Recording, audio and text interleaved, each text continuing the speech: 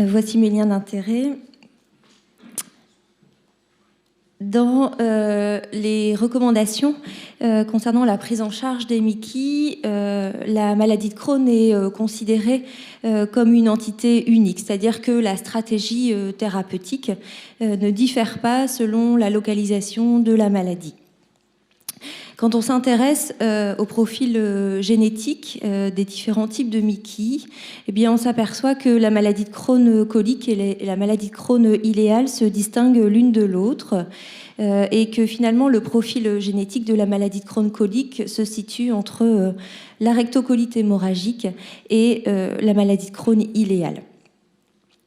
Dans ce travail, nous nous sommes interrogés sur l'influence que pouvait avoir la localisation de la maladie de Crohn sur son histoire naturelle et sur la prise en charge thérapeutique. L'objectif principal était de comparer la présentation clinique au diagnostic et l'histoire naturelle de la maladie de Crohn colique à la maladie de Crohn iléale et à la RCH dans une cohorte en population générale de MICI à début pédiatrique. Cette cohorte est la cohorte INSPIRED, issue du registre EPIMAD. Le registre EPIMAD recense en population générale tous les cas incidents de MICI dans le nord-ouest de la France depuis 1988. La cohorte INSPIRED comprend 1344 patients ayant une MICI diagnostiquée avant l'âge de 17 ans entre 1988 et 2011. Ces patients ont été suivis jusqu'en 2013. À chaque visite du patient au cours de son suivi, ont été collectées des données concernant l'activité de sa maladie, la localisation et le phénotype, les traitements reçus, les hospitalisations et les chirurgies de résection intestinale. Et ces données étaient expertisées par 2 gastro-entérologues de façon indépendante. Au total, 215 patients ayant une maladie de Crohn iléale ou L1, 234 patients ayant une maladie de Crohn colique ou L2 et 337 patients ayant une RCH ont été inclus avec une durée médiane de suivi de 8 ans environ. L'âge médian au diagnostic était plus élevé en cas de maladie de Crohn iléale isolée, avec un âge médian de 15 ans contre 14 ans dans la maladie de Crohn colique et dans la RCH. Des antécédents familiaux de MICI étaient plus fréquemment retrouvés en cas d'atteinte iléale isolée au diagnostic.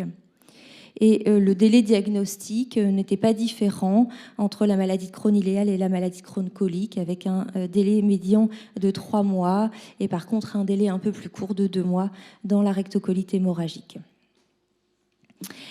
Concernant la présentation clinique au diagnostic, la présence de manifestations extradigestives ou de lésions anopérinéales était similaire entre les patients ayant une atteinte iléale isolée et ceux ayant une atteinte colique isolée.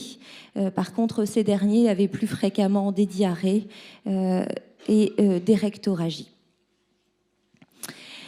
Concernant maintenant l'évolution de la maladie, le risque d'extension de la maladie vers une atteinte iléocolique était significativement plus élevé en cas d'atteinte colique initiale, avec un risque à 5 ans de 37% contre 14% dans la maladie de Crohn iléale isolée. L'atteinte colique isolée était par contre associée à un risque moindre de fistule luminale, mais à un risque plus élevé de lésions anopérinéales, avec un risque à 5 ans de 18% contre 10% dans la maladie de Crohn iléale.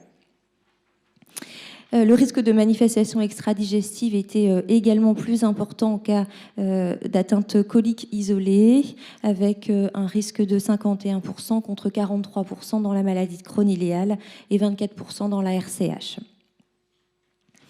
Le risque de résection intestinale était cette fois plus important en cas d'atteinte iléale isolée, avec un risque de 37% contre 13% à la fois pour la maladie de Crohn colique et pour la RCH.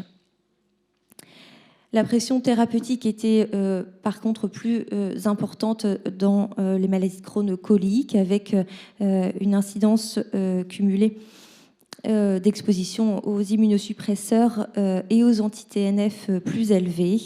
À 5 ans, l'exposition aux anti-TNF était de 35% dans la maladie de Crohn colique contre 16% dans la maladie de Crohn iléale et 21% dans la RCH. En conclusion, la présentation clinico-diagnostique et l'évolution des maladies de Crohn iléale et colique diffèrent de façon significative. La maladie de Crohn colique est associée à un risque plus élevé de lésions anopérinéales, de manifestations extradigestives et d'exposition aux immunosuppresseurs et aux anti-TNF. Ces différences pourraient justifier à l'avenir d'approches thérapeutiques différentes. Je tiens à remercier l'ensemble des gastro-entérologues qui participent au registre EPIMAD, l'ensemble des membres de la cohorte Inspired, et je vous remercie de votre attention. Merci. Question ?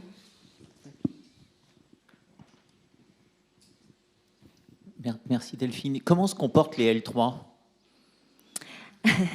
Alors les L3... Ils sont plutôt L1 ou plutôt L2 ? Ouais, les L3, ils se comportent plutôt comme des L1. En tout cas, dans la littérature, là, nous, on n'a pas été regardés. Non. Merci. Tu parlais de la progression vers L3. C'est quand même intéressant. Je n'imaginais pas des chiffres aussi élevés. Comment est-ce qu'ils étaient évalués ? Est-ce que c'était en cas de poussée ou ils étaient évalués systématiquement ? Parce que l'atteinte du grêle peut être cliniquement non apparente. Et donc, on pourrait soit surestimer, soit sous-estimer. Oui, tout à fait. Là, c'était... les explorations étaient décidées par le médecin qui prenait en charge le patient. Donc, on a collecté toutes les explorations qui avaient été faites, indépendamment de la raison pour laquelle elles avaient été faites. Mais ce qui est certain, c'est qu'on peut se demander si le plus gros risque de fistule en cas d'atteinte iléale n'est pas lié au fait que on les explore peut-être moins bien, ces patients, parce qu'ils sont moins symptomatiques et parce que le grêle, il est difficile d'accès.